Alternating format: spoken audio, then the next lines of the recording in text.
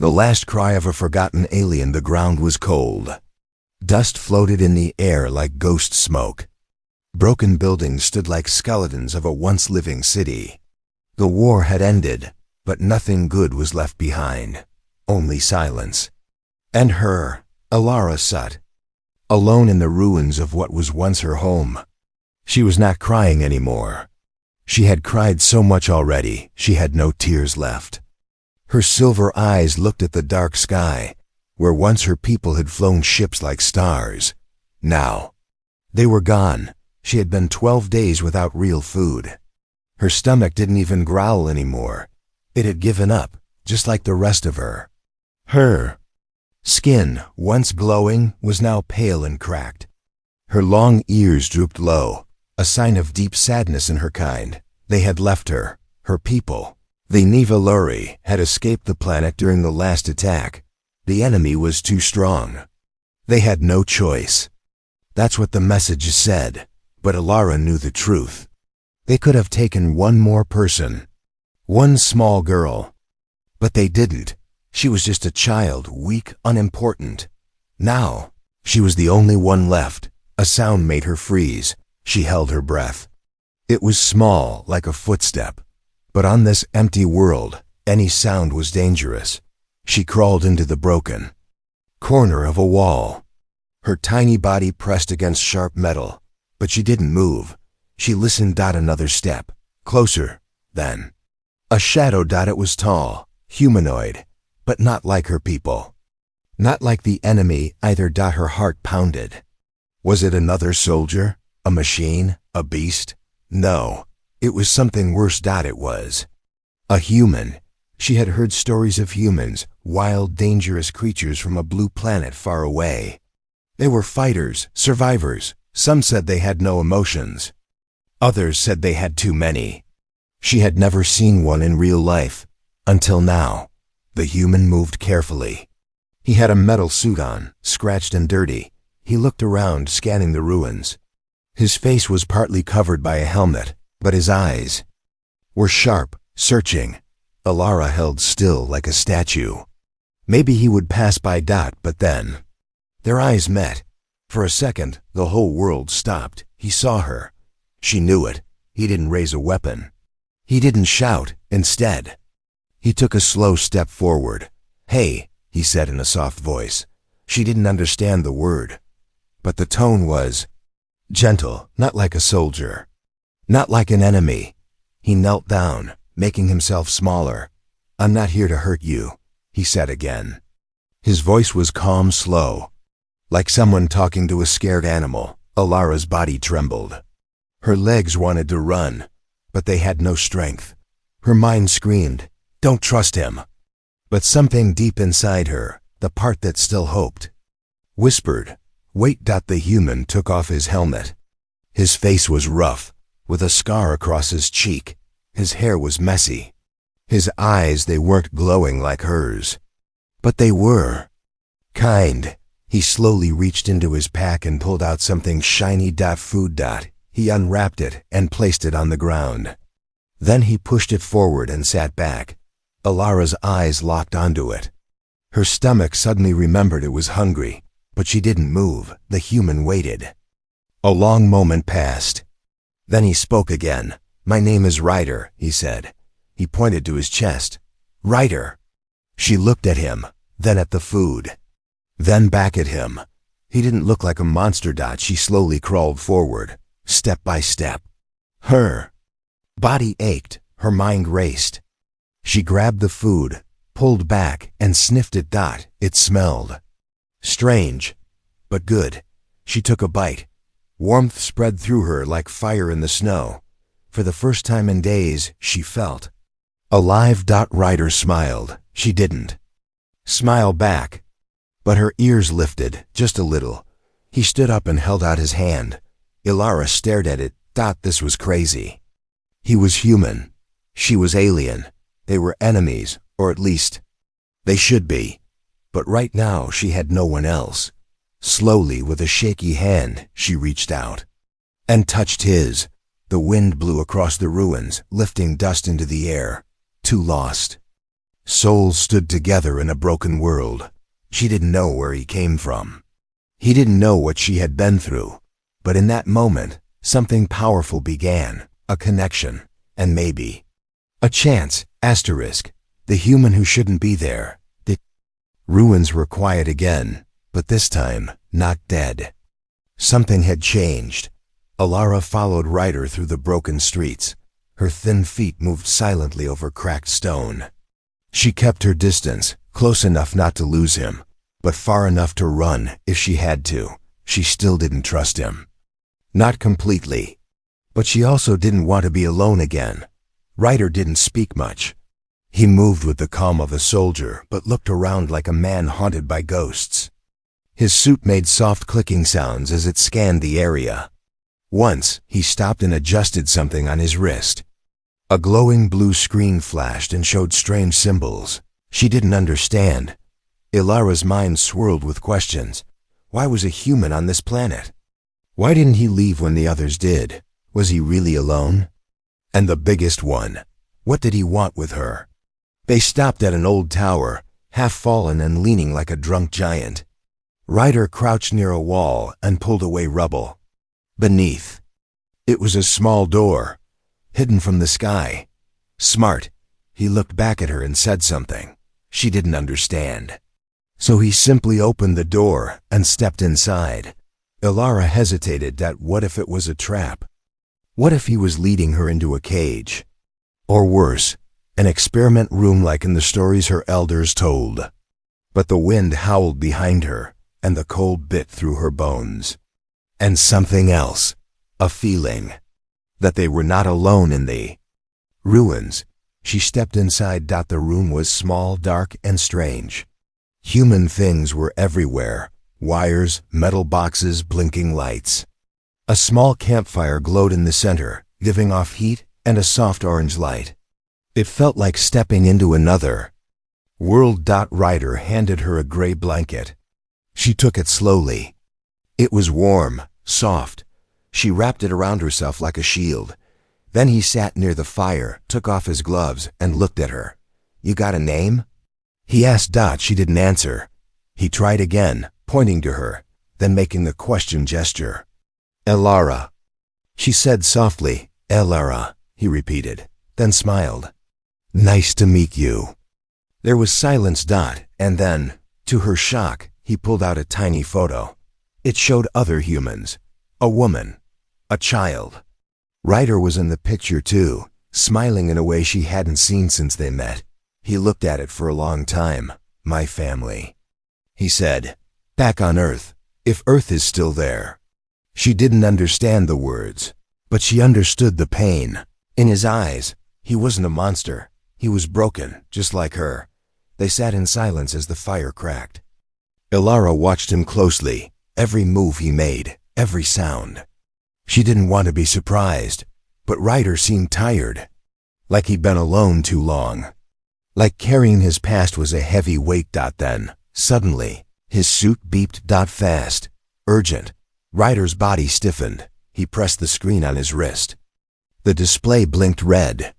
Strange letters danced across it. Ilara didn't know the language, but she understood one thing: call on danger. Ryder stood, grabbed his weapon, and motioned for silence. The fire hissed out as he covered it. She followed his gaze. Footsteps. Faint. But not his. Not hers. Something, or someone, was moving outside the shelter. Ilara's heart pounded in her ears. Ryder crept to the door and peeked out, through a tiny crack. Then he cursed under his breath. He motioned to her. "Stay down. Hide. Quiet." She obeyed.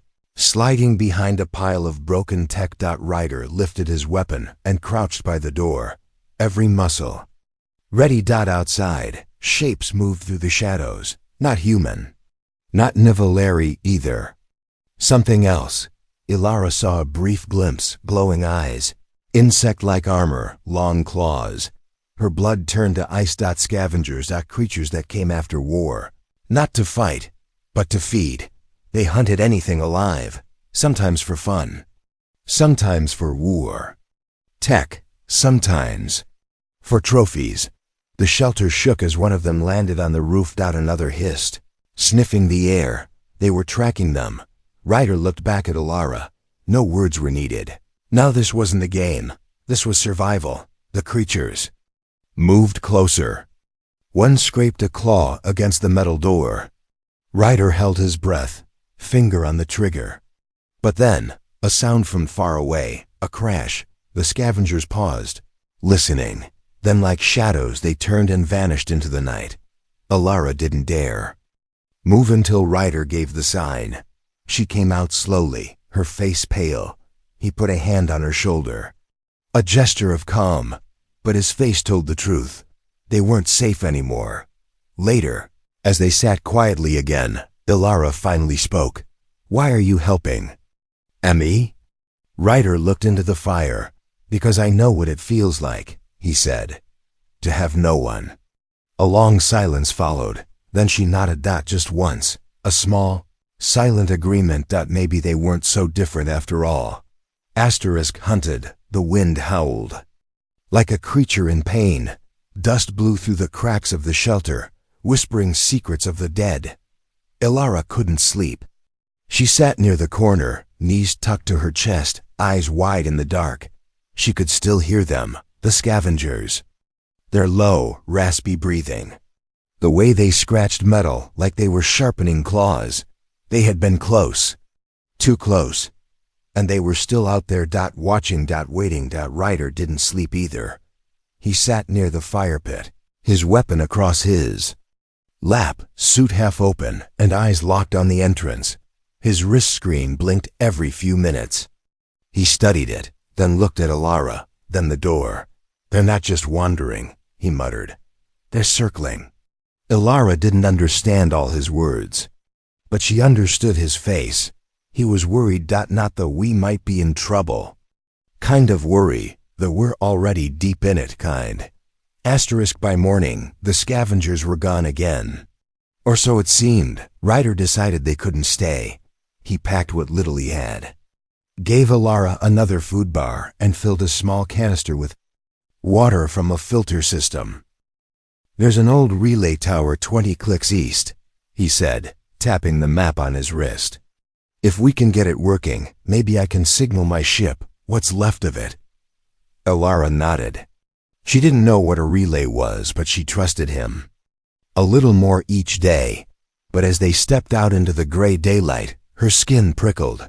The air felt wrong, heavy, like a storm was coming, not in the sky, but beneath the ground. They moved quickly, over collapsed buildings, through shattered roads, across wide fields where grass refused to grow. The planet had scars, and Alara could feel them. She walked where her people once danced. Now it was all silence and dust. Halfway to the tower, they found something strange, a pile of broken scavenger drones, mangled metal, bent legs, shattered sensors. Ryder knelt beside them, scanning. "No burn marks," he said. "No bullet damage." He looked at Alara. These weren't killed. They were torn apart. Alara's eyes widened. If the scavengers were being hunted too, what was powerful enough to do that? They didn't speak. They just walked faster. As the sun dipped, they reached the base of the relay tower. It stood tall, its top lost in clouds.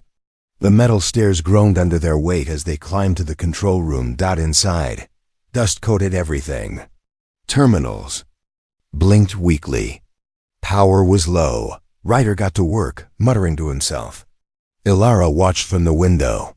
That's when she saw it. Movement. Not near the tower. Inside it, a shadow crawling along the wall behind Ryder. Her mouth opened, but no sound came. The creature lunged. She screamed. Ryder spun just in time, smashing the thing with his rifle. It crashed into the wall, a scavenger scout. Small, fast, and deadly. But it wasn't alone. A loud screech echoed through the air. Elaa looked out the window. They were surrounded. Scavengers poured from the trees and ruins like insects from a nest. Dozens of them, maybe more, all armed, all focused on the tower. This wasn't random. Ryder said, locking the door. They were hurting us here. Ilara backed away, her breathing fast. Why? She asked, her voice trembling. Ryder didn't answer. Because in that moment, he saw it too. They weren't here for him. They were here for her. The scavengers didn't attack the tower. Not yet. Instead, they set up strange machines around it, emitters buzzing low, glowing red. A field started to hum in the air. Ryder tapped his screen. Signals jammed, he muttered. They're cutting us off. He turned to Ilara. What are you? He asked, serious now. Why are they after you? Ilara shook her head. I don't know, I'm just... No one. No, he said. You're something. Something they need. Her eyes burned. My people left me behind. I'm not important. Ryder stepped closer. They didn't leave you because you were unimportant. They left you because someone else wanted you. She went still, and a memory returned. A room. A machine. A test. Pain. Her voice. Screaming, her mother whispering, I'm sorry. Forgive me. Then nothing. Her heart raced. She looked at Ryder. I was different, she whispered. They tested me. Said I had something inside me, something old, from before. Ryder's jaw clenched. A relic. A key. A genetic code. Whatever. It was, the scavengers knew. And now, so did he. The walls shook. The scavengers had begun their climb. The door rattled under claws and tools. Ryder handed Ilara a small device. A beacon, glowing weakly. If I can boost the signal, my ships say I might still be out there, but we need time. Ilara stared at the device, then at the door. Outside, death waited. Inside, so did the truth. Maybe her people feared her. Maybe they abandoned her, but Ryder hadn't, not yet. She stood beside him. We fight, she said. Ryder smiled, just a little. Now you're talking. Asterisk, escape isn't easy. The first claw punched through the door. Sparks flew. Metal screamed. Ryder backed away, rifle raised. His eyes scanned the room, calculating, adjusting, preparing for what might be their last stand. Ilara stood beside him, small and silent, but no longer afraid, not like before. Something had awakened inside her, a memory, a power. A storm she didn't yet understand. She gripped the beacon tighter. Its glow was pulsing faster now. Reacting to her. Stay behind me, Ryder said, planting a small charge near the stairwell. We're not going down without a fight. She nodded, but deep inside, she wasn't planning to stay behind. Outside the tower, the scavengers were almost gleeful. They hissed and clicked to one another, confident, eager. They had trapped their prize in a cage, the relic. The girl. The key. What they didn't know was, cages break both ways. The door burst open.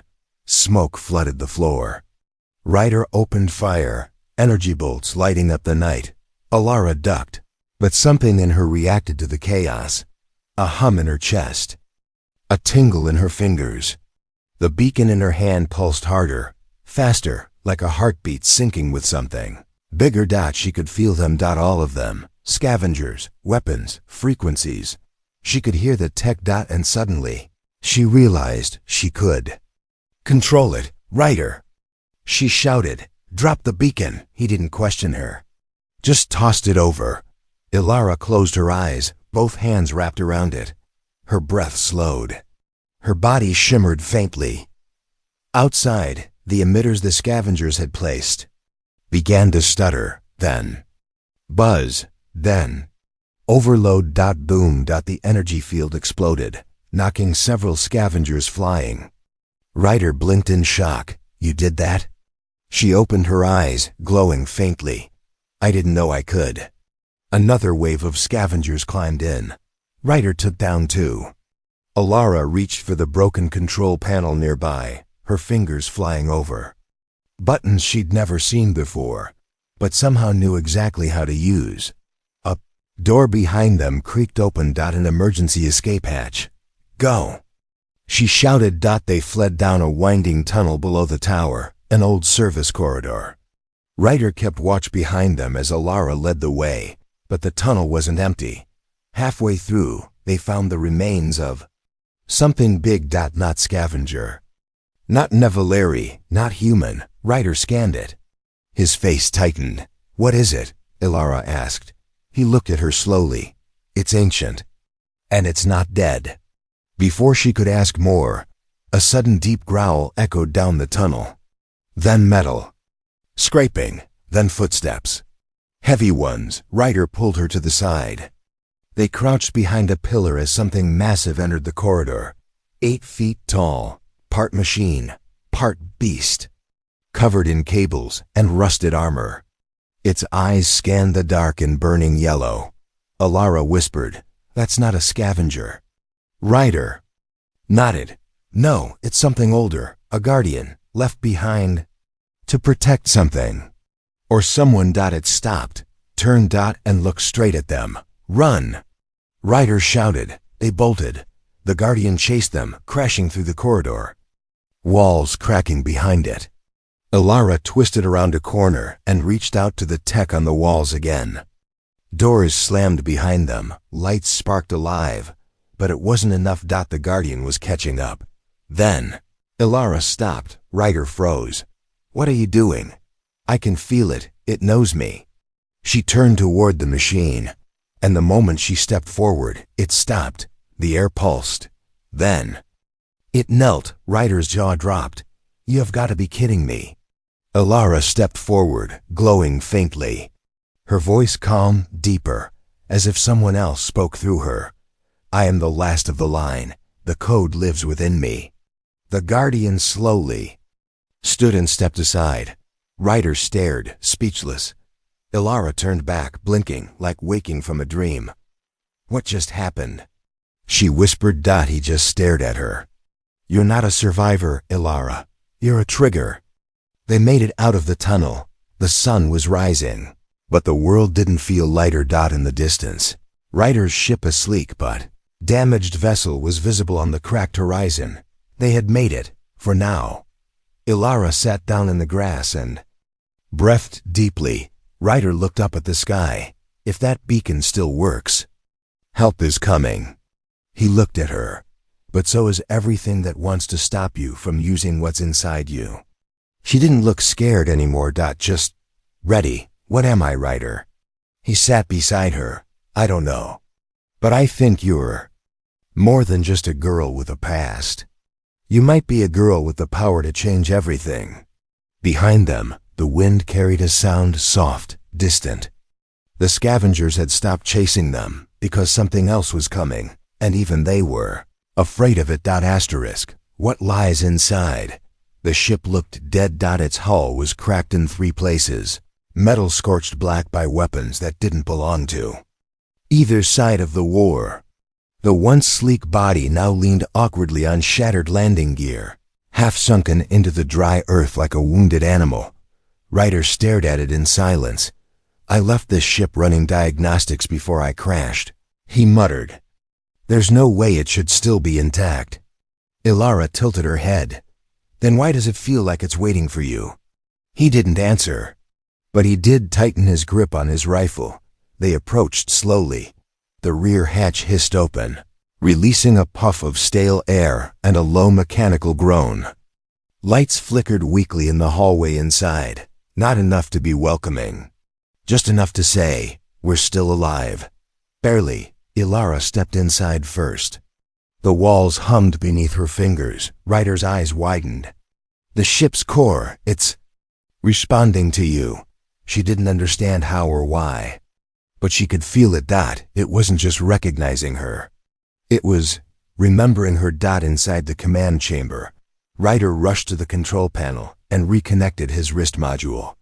The screens blinked back to life, showing static, warnings. Then something new, asterisk, a voice. System core online. User, Captain Ryder verified. Secondary access granted to subject. E protocol triggered. He frowned. Protocol. Trigger? What protocol? Before he could finish the thought, the floor beneath Alara lit up. A circle. A mark. The room's lights turned blue, and a hologram appeared, not of Ryder, not of the ship, but of Alara, a younger version of her. Scared, crying, lying on a table surrounded by strange equipment, Ryder froze. The hologram played a voice. One. She didn't expect to hear again, her mother. She's not just a child. She's the lock and the key. We didn't birth her.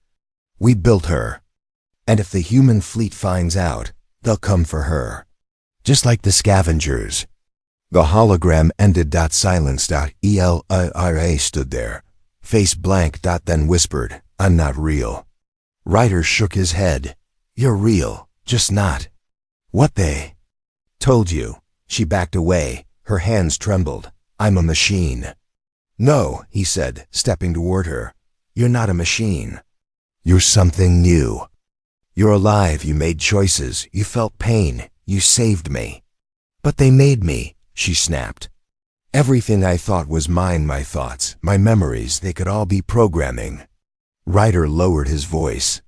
Or they could be yours. Maybe what they gave you isn't who you are. Maybe what you do now is. Before the conversation could go deeper, the ship screamed. Intruder detected. Scavengers? Alara asked, panic rising. Ryder checked the screen. His blood drained from his face. No, he whispered. Worse. A new icon blinked red. On the screen, a transmission, encrypted, hidden in their own system. It had been broadcasting their location this entire time. Ilara's voice cracked. Who did that? And that's when the AI spoke. User, Captain Ryder. Backdoor activated by command. Override. Code source. Nuvolari High Council. Ilara's knees buckled. My people? Ryder slammed the console. They didn't abandon you to die. They left you here as bait. The door hissed open behind them. A single figure stood in the shadowed hallway. Not a scavenger. Not a beast. A N single quotes via Al-Ari. Her eyes were silver like Alara's. Hello, sister, the stranger said. I'm here to bring you home. Alara froze. The woman walked into the room like she owned it. Her armor was sleek, her steps silent, her smile cold. You were never meant to survive this long, she continued. You were a failed prototype. We sent the scavengers to destroy you, not rescue you. But now that you've evolved, we need you again. Ryder raised his gun. The woman laughed. Don't be silly, human. This has nothing to do with you. But Ryder didn't flinch. It has everything to do with me. Alara stepped forward. No. She stared at the woman, her so-called sister. I'm not going back. You don't get to choose, the woman said, stepping closer. You were built to obey. Ilara's hand gripped the side of the ship. Her fingers touched the console. It responded. Glowed. Alive. I wasn't built to obey, she whispered. I was built to evolve. And then she triggered the failsafe. The room exploded in light. The woman screamed as energy surged through her armor, throwing her backward. Ryder grabbed Alara and ran. The ship's AI came to life in full power. Evasion mode engaged. Launch sequence initiated. As they rushed to the cockpit, Ryder looked at her like she was made of starlight and dynamite. You just hijacked my own ship from inside, he said. She gave him a weak smile. You're welcome. The ship lifted off. Below, scavengers scattered. The Nevalari agent stood on the field, glaring at the rising ship, her armor smoking. Her mission failed, but not forgotten. Inside the cockpit, Alara stared at the stars ahead. Everything she knew was a lie. Her people lied. Her memories were built. And now, the galaxy would want her back. But Ryder placed a hand on her shoulder. You're not alone, he said. She looked at him, for the first time. She believed it. Asterisk, last stand at the broken moon. The moon wasn't whole anymore.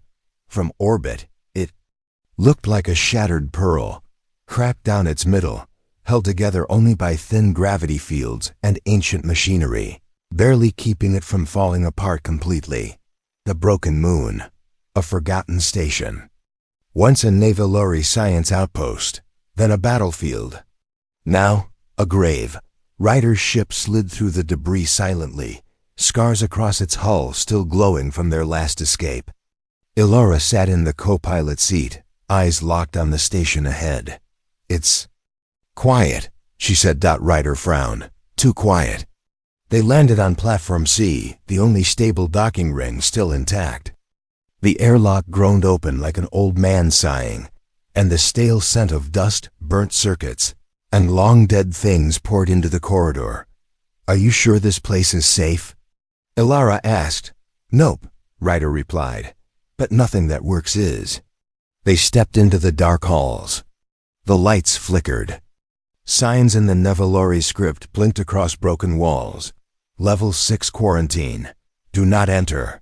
Power core unstable. AI lockdown active. Ilora, Ryder muttered. This base wasn't just for science. She nodded.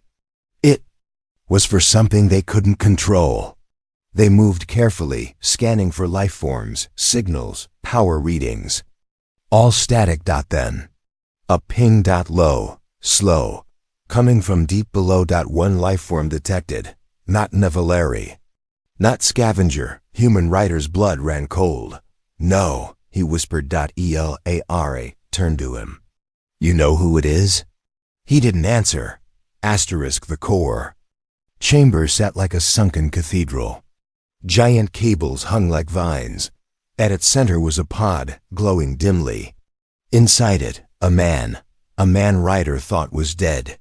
"Commander Voss," Ryder breathed. "You're supposed to be gone." The pod hissed. The man opened his eyes. "I was waiting," Voss said. Voss had been Ryder's commanding officer, once a hero. Then a traitor. He'd vanished years ago during a failed mission. Now here he was, alive, enhanced, and plugged into the station's core like a living CPU. "I knew you'd bring her here," Voss said, voice calm but mechanical. "She's the last piece, the perfect equation." Ilora stepped forward.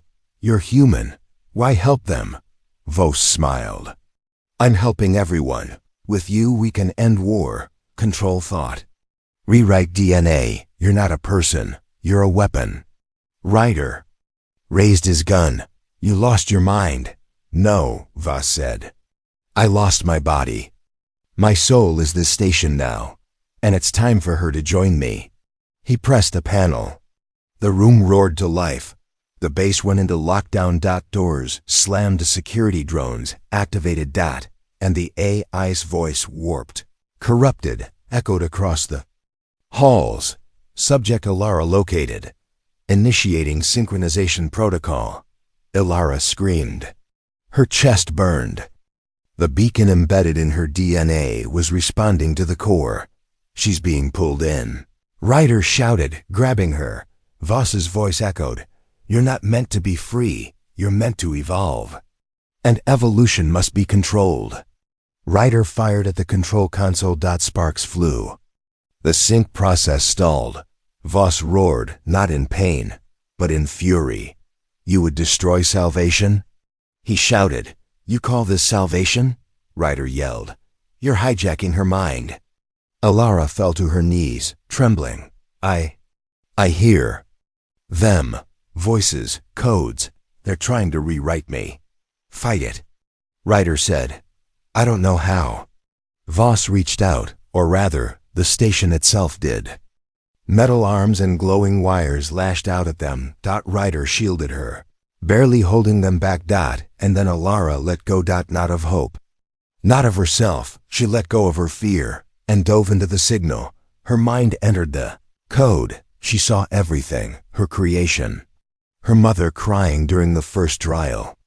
The scientists debating whether she was a weapon or a savior, and something else. A memory Voss didn't know she had. The lock. At her core, hidden even from the Nevalori Council, was a program. One that couldn't be overwritten. Planted by the first engineer, a failsafe. A choice. Run Sovereign Heart, YN. She looked at the code. At the tower of corrupted data, Voss had become. At the thousands of lives who might one day be rewritten. She pressed Y. In the real world. The core exploded in light. Voss screamed. The arms fell limp. The base shook violently as systems overloaded. Alara stood up, glowing brighter than ever before. But this time, not with borrowed power, with her own. I choose my own path, she whispered. I'm not your creation. I'm not their weapon, I'm me. Ryder pulled her close. We have to go, this place is coming down. They sprinted through the collapsing base, chased by flames and failing gravity. The ship's autodock launched and caught them in midair, reeling them back in as the moon cracked deeper behind them. From space, the station shuddered and collapsed. Piece of history. A tomb of secrets. Gone. On the ship, Ryder collapsed into his seat, breathing hard. Alara stared out the viewport at the debris. Ryder looked at her. You okay? She turned slowly. A tear slid down her cheek, not from pain. From peace. I made a choice, she said. He nodded. And you chose to be more. Asterisk, she belonged nowhere. Until he made her family. The stars stretched out forever, endless, cold, beautiful. Alara stared through the ship's window, her hands still trembling from what she'd done. The broken moon was gone, reduced to ash and floating debris. And somewhere in that silence, Voss was finally dead. But peace didn't follow. Not yet, because something else had awakened when she destroyed the core. A signal, a pulse through space. And now. The galaxy was listening. Ryder stood beside her, bruised but breathing. I boosted the jump drive, he said.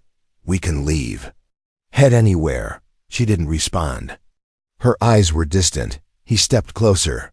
Alara, talk to me. She slowly turned. I felt it, she said. The moment I ended Voss, something heard it. Something old. Watching. Waiting. Ryder frowned. You think there's more? She nodded. Not scavengers. Not Nevalari. Bigger. Beneath all of it. He didn't argue because he felt it too. Later in the quiet of the ship's galley, Alara found a small silver disc. Ryder's family photo, cracked, burned, but still there. She ran her finger over the faces. They were real, she whispered. They are real, Ryder said behind her. She turned. Are they alive? He didn't answer right away. I don't know. Last signal from Earth was years ago. It was bad. Real bad. She looked back at the photo. So why are you still here? Ryder gave a small smile. Because I found something worth staying for. Before she could speak, the ship screamed. Incoming vessel. Transponder ID. Nevalari Council ship. Voice of Unity. Ryder cursed. They didn't waste time. Alara's body stiffened. They'll try to take me. Not.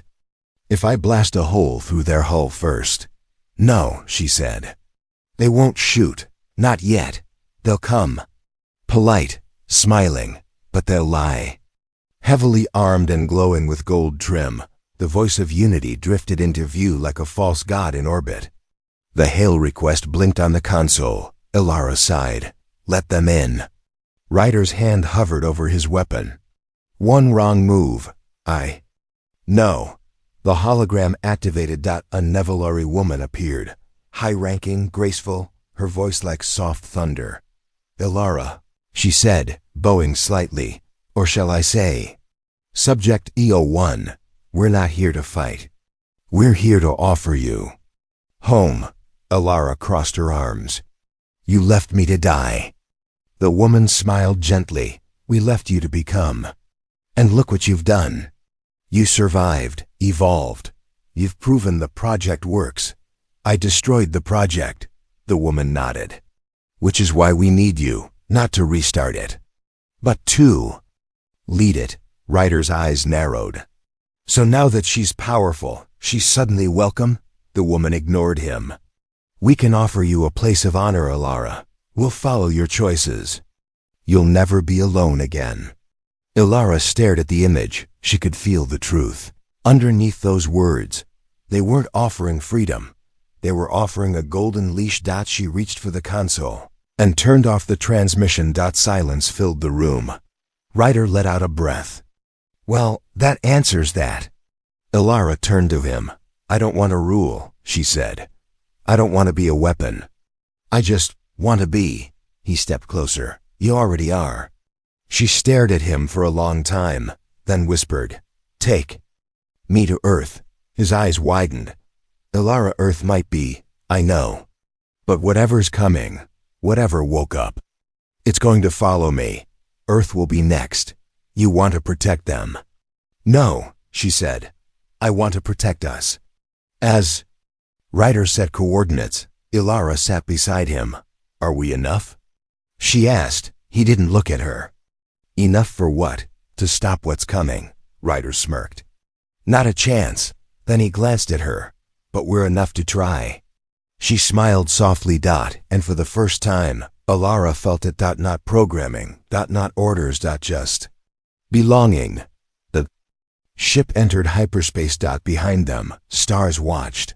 And somewhere far, far away, in the black between galaxies, something ancient stirred. It had felt the girl's defiance. It had tasted her fire. And now it was hungry.